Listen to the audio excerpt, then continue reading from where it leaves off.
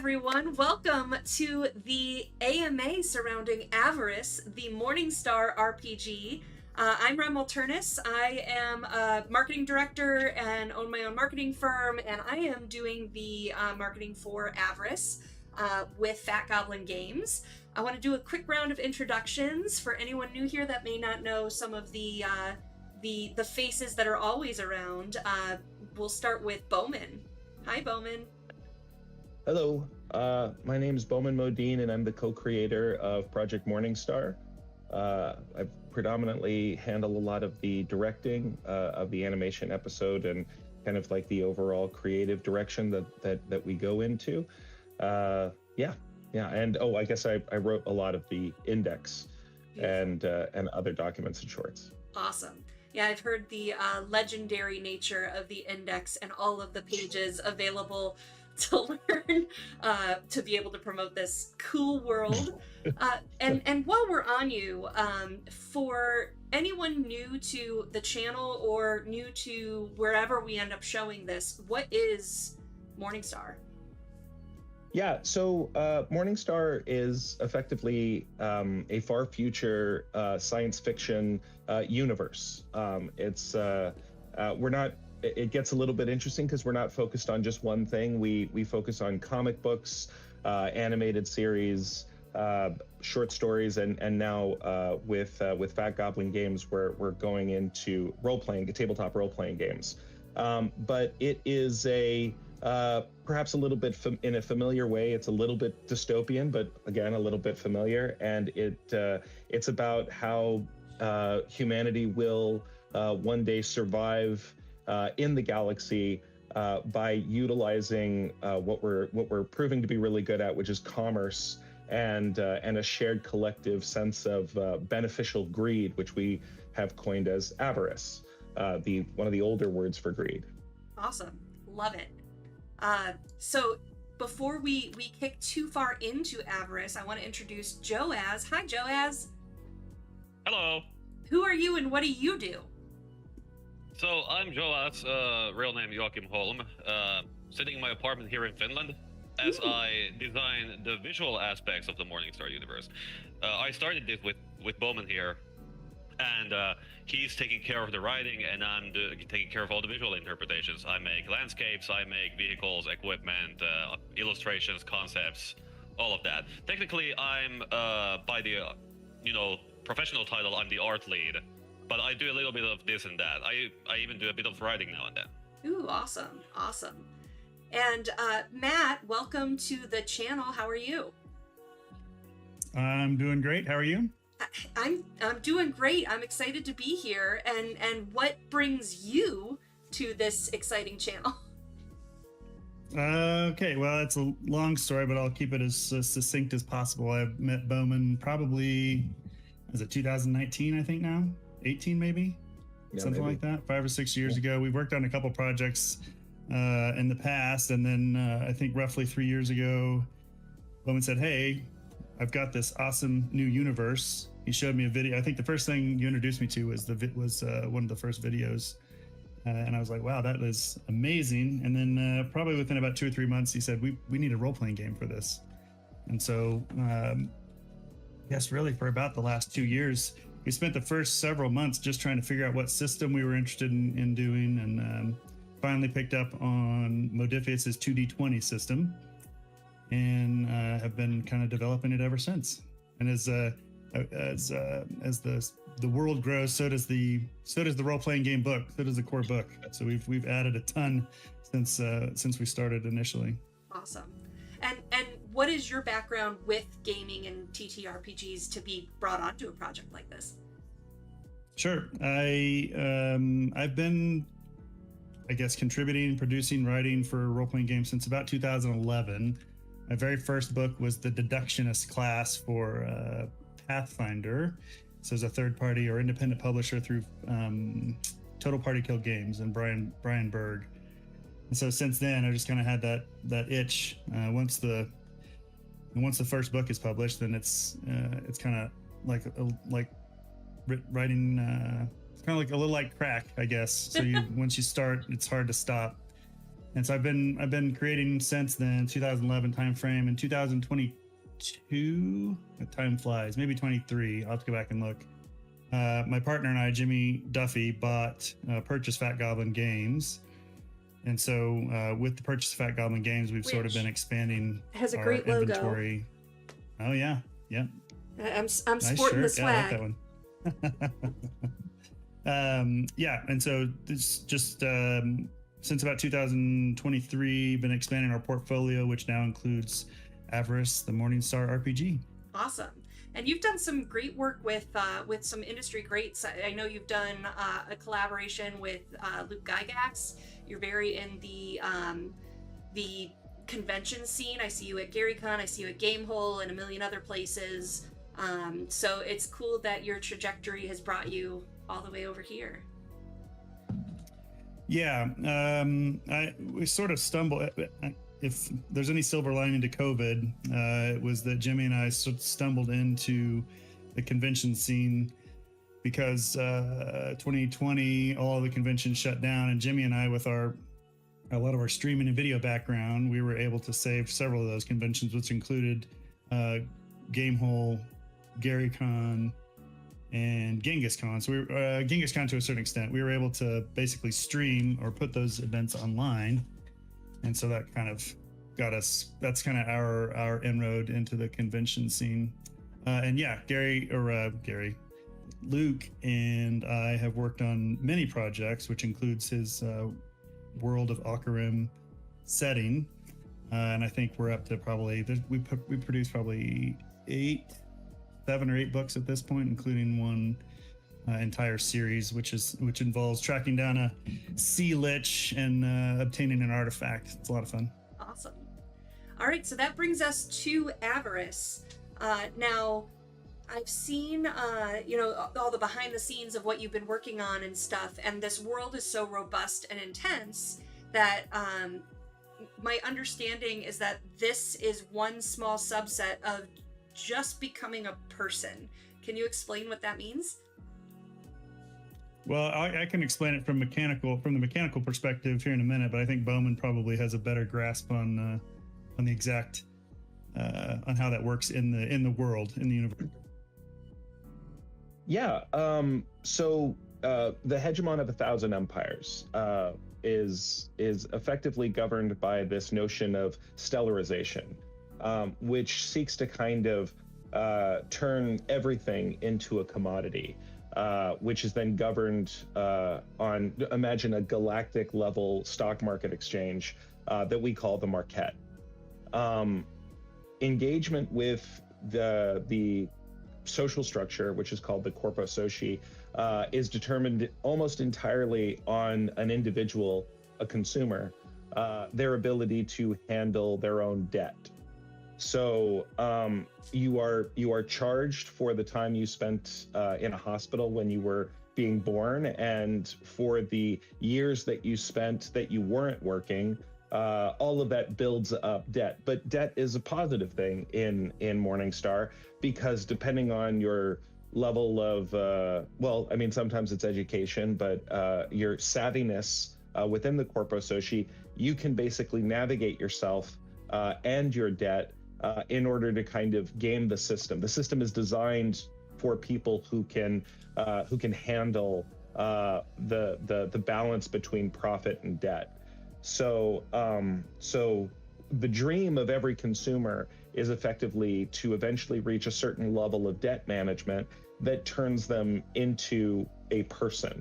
And when that happens, you gain access to kind of the upper tiers of everything that this very advanced civilization has to offer, including more advanced space flight and most importantly, education modules, which then help you understand how to then better improve yourself and maybe start a business. And maybe you start a corporation, and that corporation gets bigger and bigger until it's a macro corporation, and then you're dealing with the governing entities of society by creating products for people to buy. So yeah, that's the lore part of it, which Matt has been able to modify into a really interesting system using the 2d20 system. Go on, Matt. Is that my cue? The rules, how do the rules play into all of Bowman's lore? Yeah, so one thing that we wanted to make sure that we avoided is making it a level-based D20 style progression. So 2d20, if you are not familiar with the system, is essentially incremental improvements or incremental advancement to your character. So you'll get a thing or an award for completing an mission, and then you can spend that currency, that award, on advancing your skills, your attributes, gain talents, and that's the core like SRD or system reference document advancement system for 2d20. And what it was probably about a year ago now, I think we were trying to figure out how to again avoid that. As you climb up the Corpus Soci, what I didn't want to do was have it be levels. And so you get 200 experience and now you're level 2 and then eventually whatever. So what we ended up doing is you now, after you finish a contract, so let me back up one step since I feel like I'm rambling a little bit. All the players are considered contractors, and so you're a contractor. You're gonna pick up jobs from the macro cores. You're gonna pick up jobs from planetary governments. You're gonna pick up all these side gigs wherever. Maybe it's just your friends. Somebody needs something done. One of your contacts needs something done. You're gonna pick that up on a contract. The contract is between the character and whoever hired them, and in that contract you're going to agree to amount to an improvement in your credit. So you're going to get a boost to your credit for completing this role, and you're not getting money, you're not getting paid in gold pieces or cash. Your credit's going to improve. And so after you get after a certain amount of time, you can invest, as Bowman was just describing, you can invest in education modules that will improve your skills or your attributes. You can use that to gain additional talents, which, if you're not familiar with 2d20, those are sort of equivalent to 5th edition feats, 5th edition D&D feats, and you can use that to improve your overall credit rating. And your credit rating is how you work your way towards personhood, because nobody's going to trust somebody with a 0 credit rating. But if you have a 500 credit rating, you might be able to get better leases on equipment. You can start acquiring ships. You can start working your way up towards being a person. And so it's really neat. I'm probably not doing it justice in my description here, but I think we've all been really happy with how it works out so far. Okay. I love that dark capitalism mechanic of like, you win the game by just being considered a person. Like, that's wonderfully dark. Yeah. So before I switch, which by the way, everyone, feel free to post questions in chat. We're going to be getting to some Q&A here in a moment. But I wanted to kind of talk the genre, and especially leading into gaming. Matt, you described this, I can't quite remember how you put it. It was like Shadowrun meets something else. Can you explain like that kind of overarching genre feel of Morningstar? I have morphed my elevator description multiple times over the last year or so. I think Bowman probably has the most up-to-date version of X meets Y meets Z and what this mashup is. But yeah, I'll let Bowman go first, and then I'll pile. Well, the elevator pitch is something that I might also need to brush up on. But, if I were to relate this universe to anything, it's kind of, we've, in other Discord meets and hangouts that Joe and I have done, we related a lot to, there's aspects of Shadowrun, I suppose, just in terms of like, I know less about that universe. But what we really draw from is a lot of the things that inspired us when we were kids. So things like the Terminator universe, the Alien universe.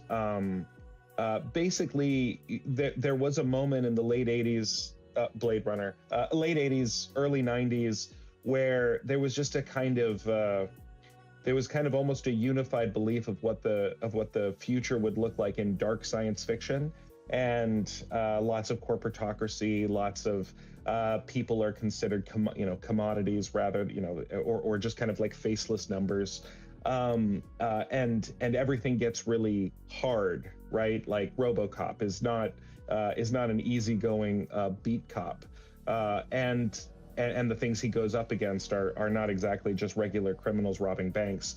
So we draw a lot from that, and then probably when it starts getting into the big militarization of everything, which those darker science fictions never really tackled, we're all really big fans of Starship Troopers.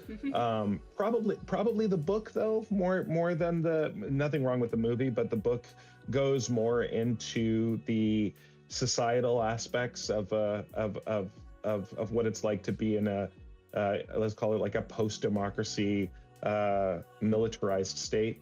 So yeah, but one of the things that we didn't want to do, that you see in things like Alien, right, is just like the obvious depression that's everywhere, right?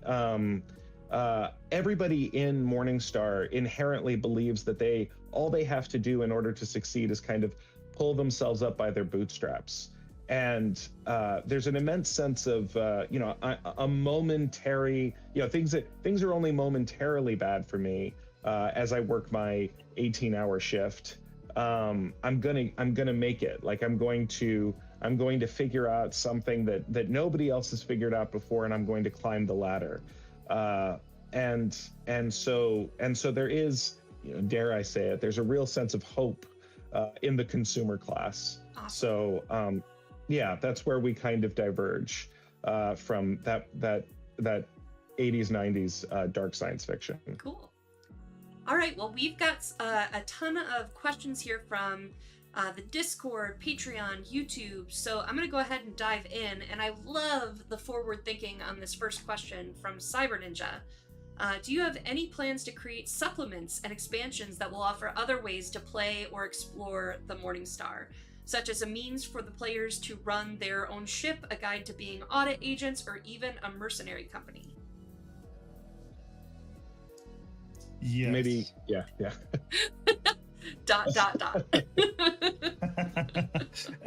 Yes. I mean, the short answer is yes, for sure. There's, infinite amount of supplements that we could end up introducing. I mean, what's not going to be in the core book right away are a large number of exogens. That is, for those who don't follow Morningstar yet, that's basically alien life, non-human life. So we'll have some in there so you can get an idea of how to stat or how to apply statistics to those exogens, but there's not going to be a ton of those. So that's obviously going to leave a lot of room for a exogen manual. For example, the primary focus of this book is going to be the contractor. So there, yeah, absolutely will be opportunity for, say, a directorate book, and where you can play directorate military folks.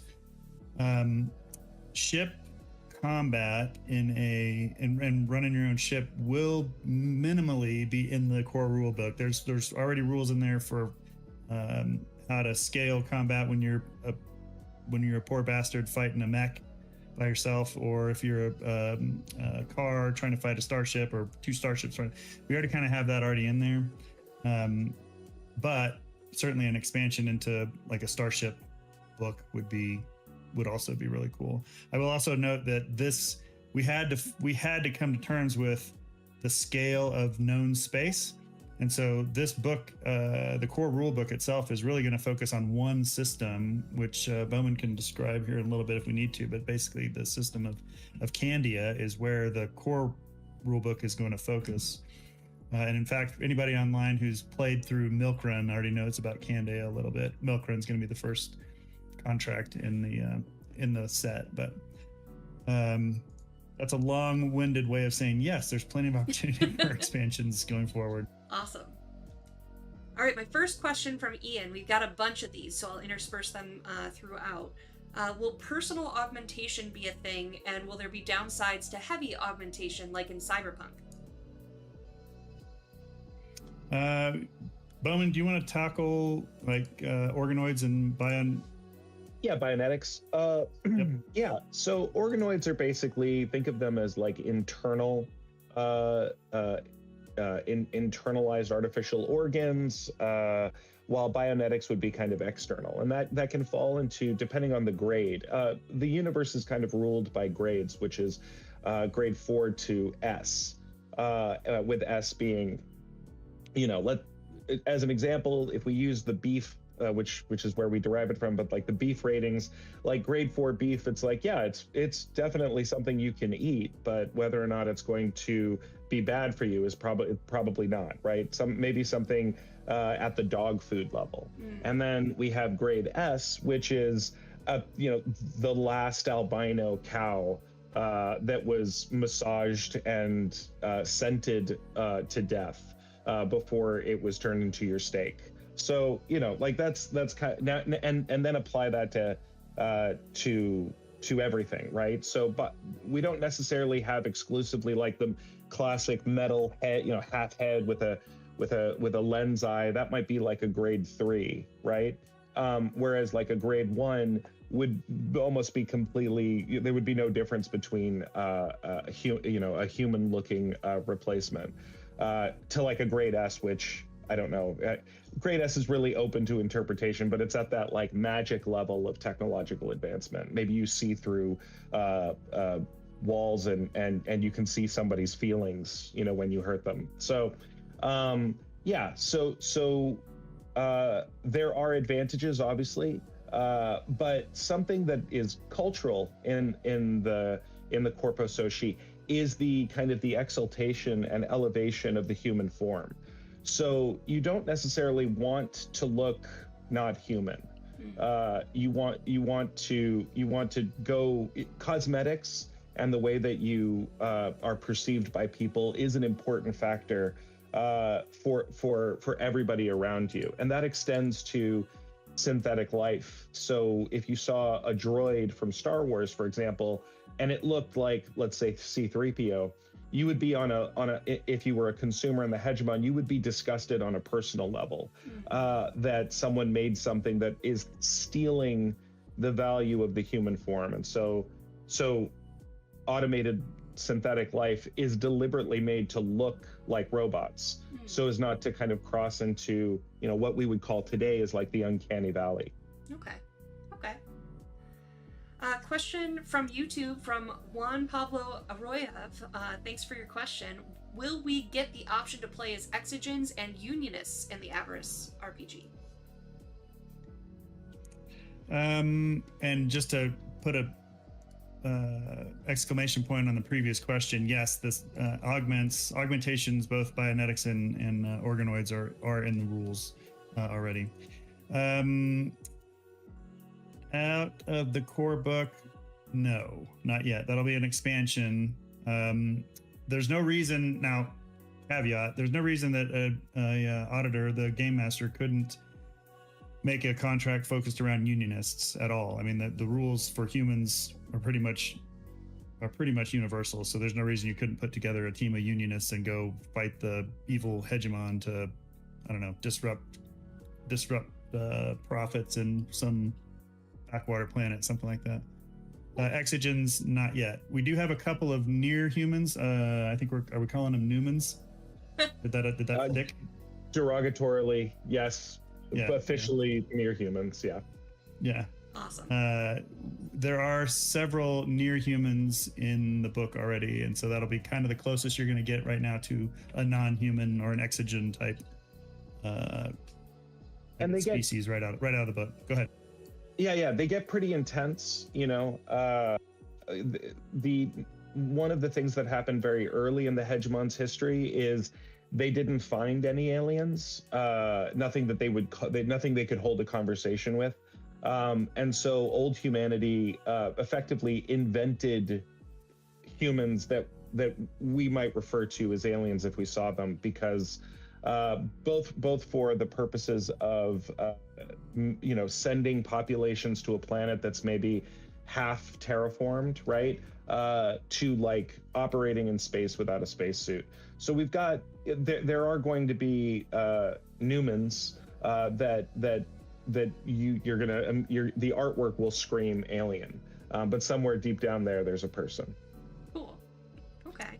Right, and that's probably an entire podcast in of itself with the nuance of how the hegemon defines humanity and the different factions that have fallen out of, I guess, not humanity necessarily, but there's the different factions out there that don't really subscribe to how the hegemon itself has decided what is and what is not human. Okay. All right, cool. All right, next question. And there was a question in chat earlier about the visor that I use for Milk Run, and I cannot find it. I was going to put it on, but somebody was asking in chat about that. I can't. So if you're listening, I apologize. I can't find it. So question from Sebastian here on YouTube. What dice does the system use? D10, D20, etc. And how does a standard dice roll work exactly?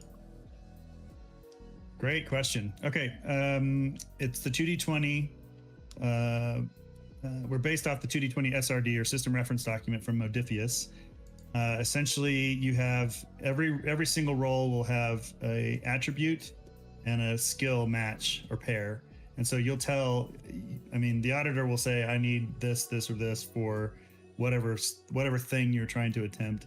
The players often not argue, but suggest, maybe is a better word, different matching pairs of attribute and skill.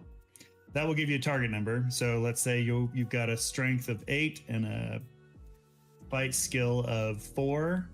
You're going to add those together. Your target number then is 12. So 12 and below on a D20 is going to be a success. And a 1 is critical. And a 20 is a fail or critical failure. Which I know for all of our 5e players out there is completely... It's backwards. Completely backwards. But there's a reason for it, because you're essentially rolling for successes on multiple d20s. And so the uniqueness of the 2d20 system is that you're always going to roll and start with 2d20, as the name implies. And then there's a unique mechanic to the game called momentum. And for all the cool stuff that players do with their characters in the game, you start gaining extra momentum. And so you can get a pool of these, and you can use that pool to buy extra d20s, up to 5.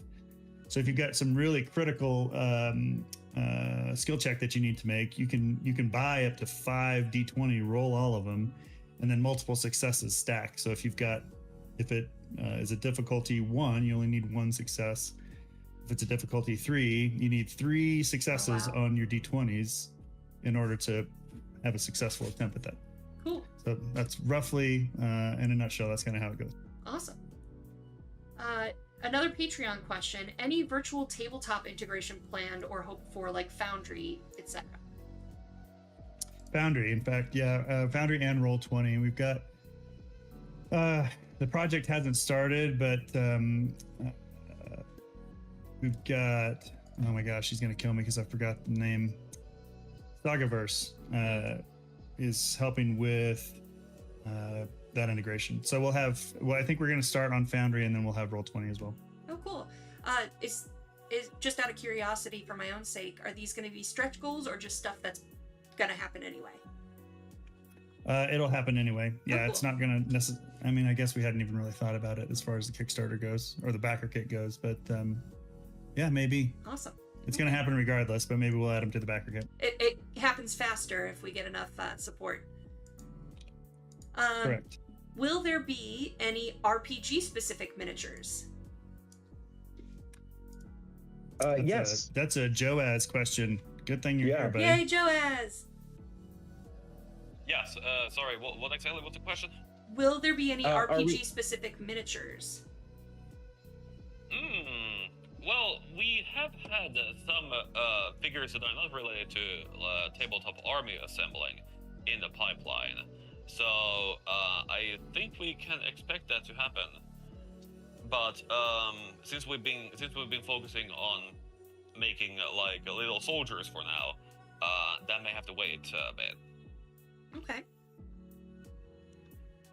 One of the things that we really love is the idea of being able to make miniatures for the role-playing game that are compatible with both the proportions and the size of what we've been doing as kind of our slow march toward tabletop wargaming. So yeah, that is something we definitely are focusing on. Awesome. And it would be great, of course, if the same miniatures could be used in both systems to represent, your dudes or dudettes. Yeah, exactly. Cool.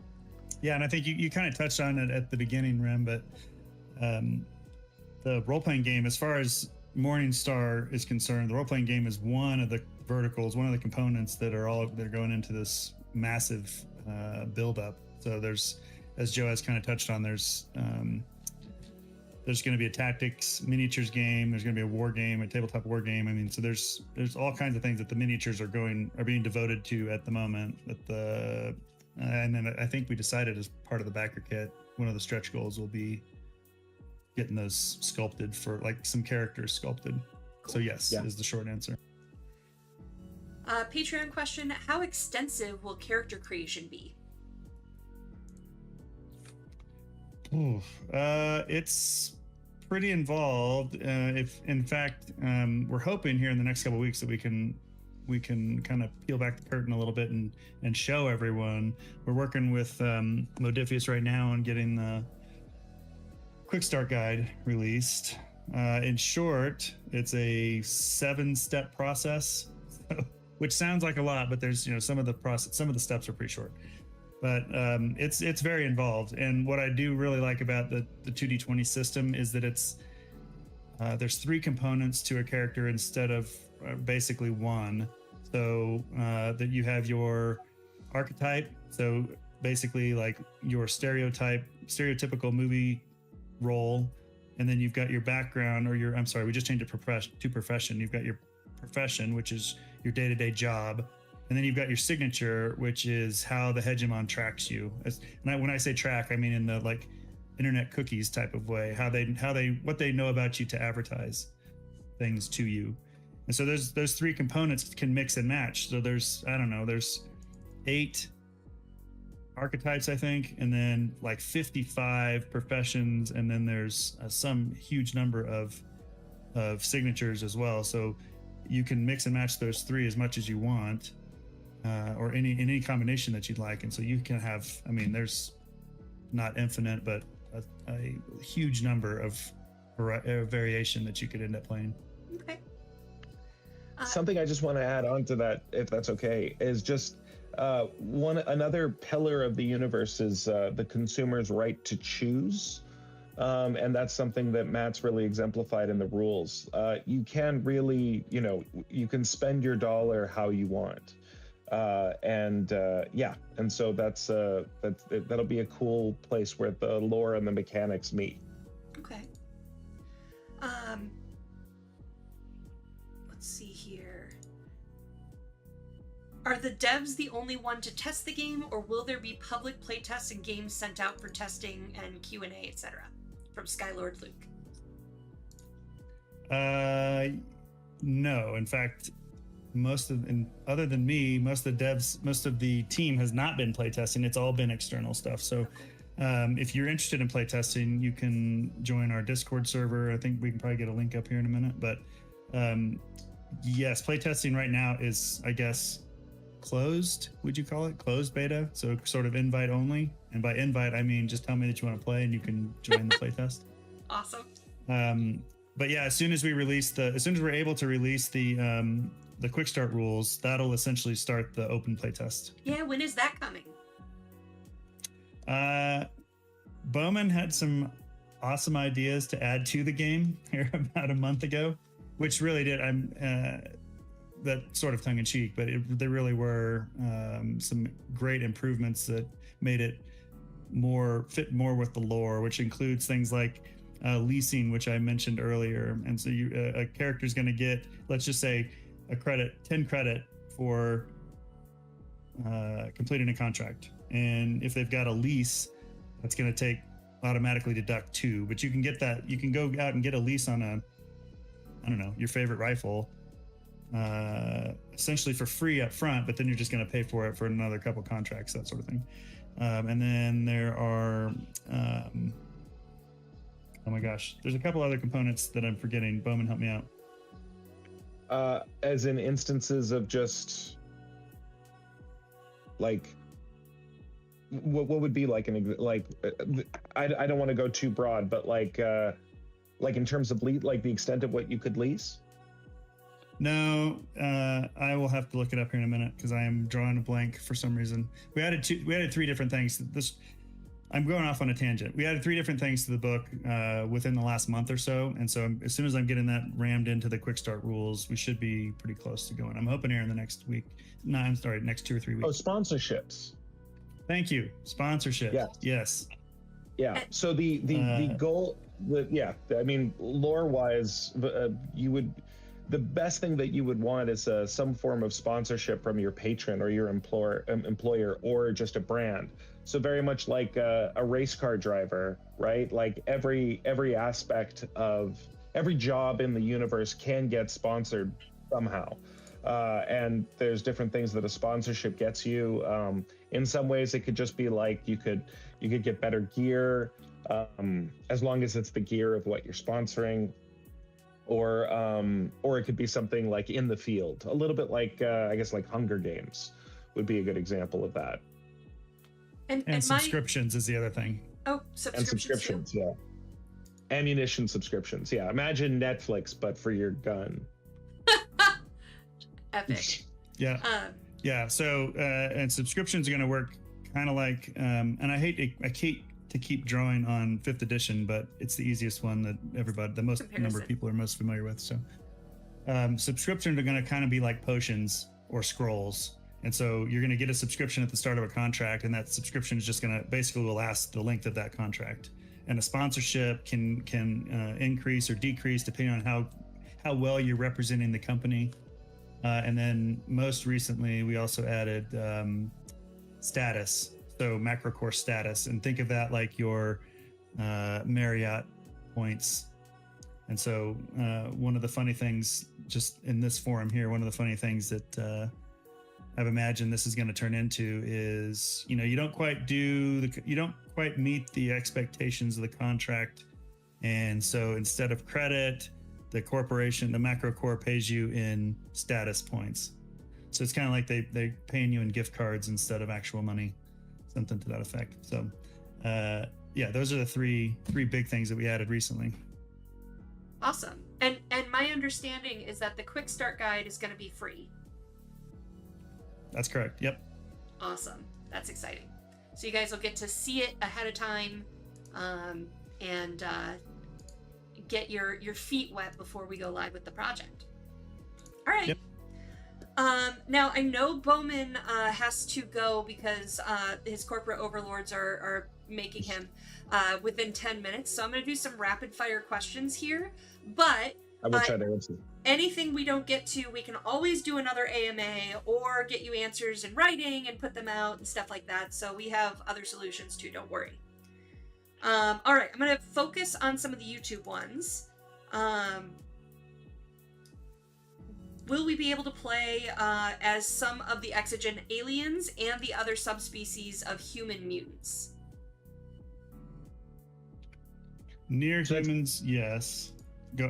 Near humans, yes, but there's no core rules yet or there won't be anything in the core rules for playing exogens just yet.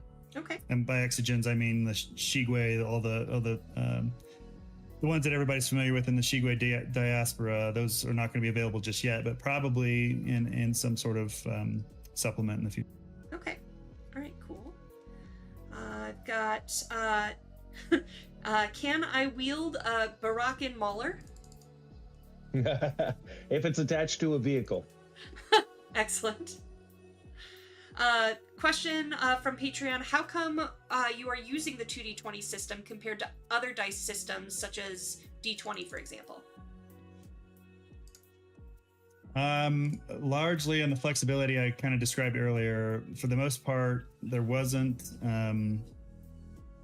the granularity in character building that I really wanted in a d20 system. And as I mentioned earlier as well, from the onset, I wanted to avoid a level-based system. So this isn't. It's hard to, without like pulling the rules up in front of me and showing everybody and reading through them. It's hard to describe how much control or choice that a player has in how their character is going to advance. And so you can go all in. You can remain a indigent 1 for your entire career and just like ramp up your skills and attributes, buy all kinds of guns, never lease anything because nobody's going to trust you with a credit rating of 0. But you could never invest in your credit rating at all if you wanted to and have a perfectly viable character. Or you can go all in on your credit rating on the flip side of that and be able to have all kinds of perks and benefits that somebody with a lower credit rating is not going to have. So that flexibility is just not available in something like a D20 system. Okay. What scale are you setting the RPG? Is it you and your team, or are you part of a corp or leaders of a corp, and the others are allies and rivals? So the players or the characters, I'm sorry, are called contractors, and so for the most part, particularly at lower credit ratings, lower credit rating jobs, the characters are going to be just working for the man. So they're going to pick up jobs from a macro core. They're going to pick up jobs from a planetary government, something to that effect. There's going to be, small things like we need this anti-aircraft gun taken out. And so you guys have to go do it so that the larger directorate force can land, something to that effect. So it's going to be small, odd jobs like that. There's no plans right now, at least that I am thinking about, that will involve like macro core level management, running adventures, something like that. How restrictive are the classes going to be? Will they be distinctly separated into their own lanes, or will we be able to kind of multi-class / cross-class a bit? That's a long one. The short answer is there's very little restriction on how you can create, what you can do in character creation. The cool thing about 2D20 is that, like I mentioned earlier, you've got your archetype, your profession, and your signature. Those are just sort of the starting building blocks, or the base for what your character's walking into their first contract doing. It's an incremental advancement system, so you can take the credit that you earn from each contract, and you can start as a brawny shank melee fighter and end up being some sort of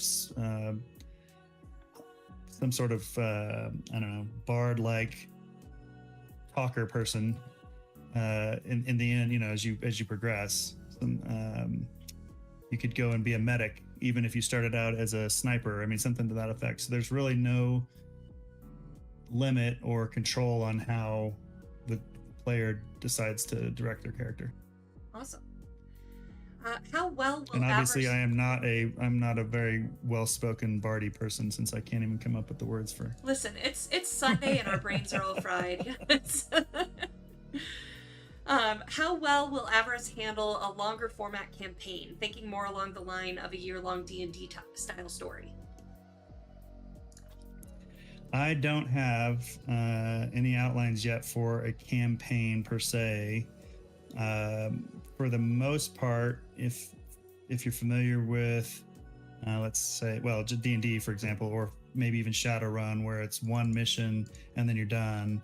And that's essentially what the first couple books are going to be like. Milk Run, for example, is just sort of what I would call standalone. There's nothing at all to hold back an auditor, however, from which again is the game master, from creating a campaign arc. I don't have any plans for the first one just yet.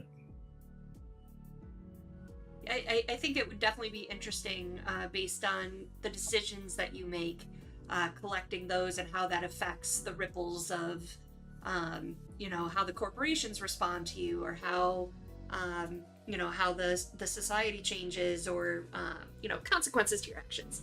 I don't play Shadowrun, not at all. All right, let's see here. Any particular corners of Morningstar you are keen to explore, be it in supplements or adventures in the future? Could be places, themes, events, either on or off your current roadmap. What do you think, Bowman? The outside.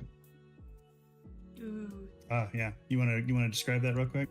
Yeah. Oh, sorry. So the all space travel and everything is very hard. Like it's we don't have spaceships that are able to go from orbit to atmosphere readily available. Those are specialized craft. And the same thing goes for the faster than light travel, which gets very complicated because you have to go to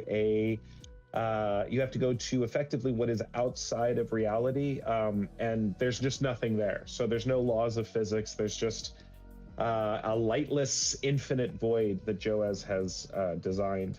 And the thing that is keeping your ship together, the thing that it makes your ship real, is by people observing it, which takes the kind of the concept of the eye of the beholder to a whole other level.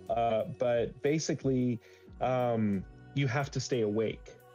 There are certain technologies at the higher ups that they don't have to, but you have to be observing the reality around you. Otherwise, the laws of physics will start to break down. So, a typical voyage might be 4 to 6 days, staying awake the whole time. This is definitely not inspired from early like Halo grind sessions that I used to do with my friends, but yeah, it's you have to stay awake, and I think it would be awesome to tell stories in a setting where you're basically being assaulted by your own mind with sleep deprivation and hallucinations, like fatigue hallucinations. So, yeah, I would love to explore the outside. Awesome. All right, now I know we have just another minute left, so I saved this question to the end. How much debt will I need to go into to get this for the hegemon of 1,000 worlds? How much debt will you need to own the hegemon of 1,000? Debt will you need to for the RPG? It's a tricky question. All right, yeah, okay. It's about to start doing some interplanetary math. Yeah, okay. So I mean, just like any crowdfunding campaign, we're going to have several tiers, and Rem, this might actually be a better question for you off the cuff, but there's going to be several tiers that we'll have available. I think if you just wanted the PDF of the core rule book, do you remember what we said? I'm pulling it up right now. So we'll start, and while she's looking, I'll keep talking. So we basically got the core rulebook PDF, which will include both the core rules, obviously, and then the Milk Run Adventure or Milk Run Contract, and then you can go up from there to the hardback book. We're planning on, but have not yet designed a custom cover or backer kit only cover. We'll have dice. I've got a GM's auditor's screen that we're working on. There will be some miniatures available in the crowdfunding campaign. We're still working out a lot of the add-ons and stretch goals, yep. But the most important part was the rewards. And just to give you guys a little taste, we're planning to do, as Matt said, the core rulebook PDF and soft cover. There might be a stretch goal where we can upgrade it to hardcover. And one of the things that I really liked about this is even if you're not a role-playing game fan, we're doing the index lore doc in hardcover. So even if you're not, you don't want to play the game, but you want that lore as a coffee table book or just to dive deeply into with all the beautiful art and lots and lots of words, you can get the lore doc. We have a reward where you can get the core and index. And then we have, add-ons with GM, screen dice tray, dice bag that we're looking at. And even some early bird specials for our collectors, where if you get in early, you get something special that the rest of the campaign won't get. So, cool. All right. Well, I think we'll call it there. Bowman and Matt and Joaz, thank you all so much for being here. Thank you guys for being here too in the audience. We'll probably do more of these, and I think it would be valuable to even do maybe some talk through character creation and talk through, a one-shot type thing. We are putting together an actual play for you guys as well. So there will be much more content to come before we launch this fall. And in the meantime, if you haven't already, please, please, please go to the Backer Kit pre-launch page. It's bit.ly/AvariceRPG. If you type that in or you copy and paste from the description in this YouTube video, you'll be able to get there. Follow that project so you get notified of all the details and our launch date. So thank you guys so much. You guys want to say goodbye? It's a pleasure being here and nice talking with y'all. I am waving my hand. You just can't see it. Yeah, thank you very much, everybody, for joining. This was a great turnout. I think better than at least I had anticipated or expected. So I appreciate everybody's questions and chatter. 46 watching right now. This is awesome. I appreciate it. Look forward to seeing you during the campaign. All right, have a good one. Thank you, everybody. Bye, everyone. Bye.